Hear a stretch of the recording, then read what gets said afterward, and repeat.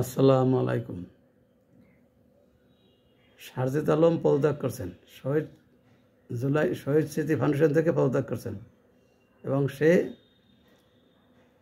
প্রায় সপ্তাহখানেক আগে পদত্যাগ করছেন, কিন্তু সার্কুলার হয় নাই। এই গত সপ্তাহে সে এটা তার ফেসবুক লাইভে এসে বা ফেসবুক মাধ্যমে জানিয়ে দিয়েছেন যে তিনি এখান থেকে পদত্যাগ করছেন।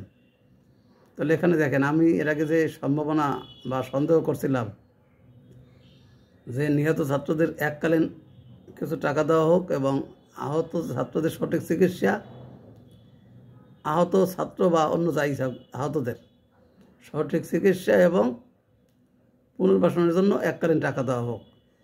পরবর্তীতে সরকার করবে বা কন্টিনিউ তাদের সহায়তা অক্ষুণ্ণ রাখবে, এইসবের কোনো মূল্য নাই। কারণ ওই পরবর্তী সরকার কে আসবে, সে কী করবেন, বা ওই মতাদর্শের সরকার আসবে কি না সেটা তো বলা যায় না। সেই জন্য আমি এককালীন দেওয়ার পক্ষে। কারণ এগুলোতে পরে কিছু হয় না, তার বহু প্রমাণ আছে। সেই যুদ্ধ ৭১-এর যুদ্ধ পরবর্তীতে সেটা বৃহৎ আকারে সেটা নাই বাতি দিলাম। সেখানে তো স্বাধীনতার অনেক লোকই অনেক কিছু থেকে বঞ্চিত ছিল, যারা সরাসরি মুক্তিযুদ্ধে অংশগ্রহণ করছে। সেটা জানি যে বঙ্গবন্ধুর কিছু রাজনৈতিক ভুলের কারণে হয়েছে। কিন্তু তার পরবর্তীতে এই যে ৭৫ পরবর্তী বঙ্গবন্ধু হত্যাকাণ্ডের পরে এই বঙ্গবীর কাদের সিদ্দিকী তিনি যে একটা বাহিনী তৈরি করছিলেন, সেই বাহিনীর লোকেরা তাদের সংসার পরিজন ত্যাগ করে সেই বঙ্গবন্ধুর হত্যাকাণ্ডের প্রতিশোধ নেওয়ার জন্য যে সংগঠিত হয়েছিল, আওয়ামী লীগ ক্ষমতা আসার পর কি তাদেরকে সেরকমভাবে কিছু করেছে? সেরকম তো আমরা কোনো প্রমাণ পাই না। তারপরে এরশাদ আন্দোলনে সেই সিএসি নির্বাচনে দেখছি এই যে পুরানো ঢাকার জাহাঙ্গীর মোহাম্মদ আদেলের নির্বাচনী প্রচারণায় এক পর্যায়ে পাকিস্তানি পতাকা উত্তোলন এবং জাতীয় সঙ্গীতের বিকৃতি, জাতীয় সঙ্গীত পরিবেশনা, এসব নিয়ে এক প্রতিবাদী ছাত্র কামাল নামে সে কিন্তু প্রতিবাদ করছিলেন এবং পরবর্তীতে শোনা গেল যাকে খুন করা হয়েছিল। এরকম বহু প্রমাণ আছে। অতএব ওই কেউ কিছু করবে আর সেই পরবর্তী সরকার এগুলো দেখবে, এগুলো কোনো মূল্য নাই।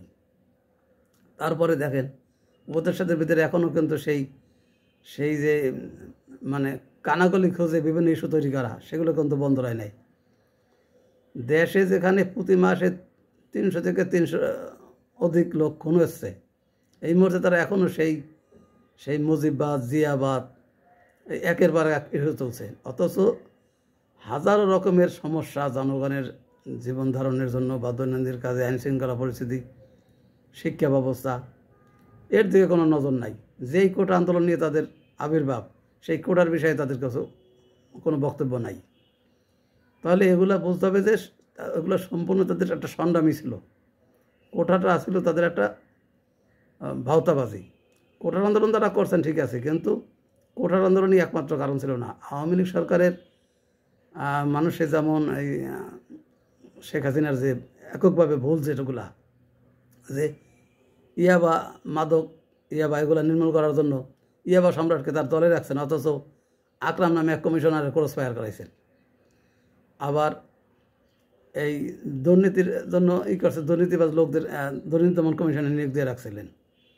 তারপরে এই বিচার ব্যবস্থা, পছন্দের লোকদের বিচার নিয়োগ দিয়া বিচার ব্যবস্থা নিজের পক্ষে নিয়ে নিয়েছেন।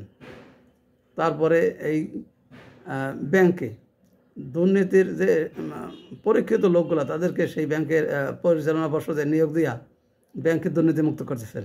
এই যে গতকাল শুনলাম এসকে সুরের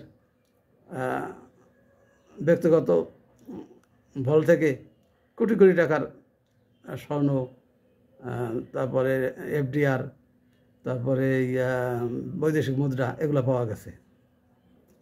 তাহলে এরকম তো সেই তালুকদারও, গভর্নর তালুকদার বা তার আগে ছিল আতিয়ার রহমান, তাদের বেলায় এরকমের অনেক বিস্ফোরক ঘটনা ঘটছে এবং তার কোনো সঠিক সুরাহা পায়নি।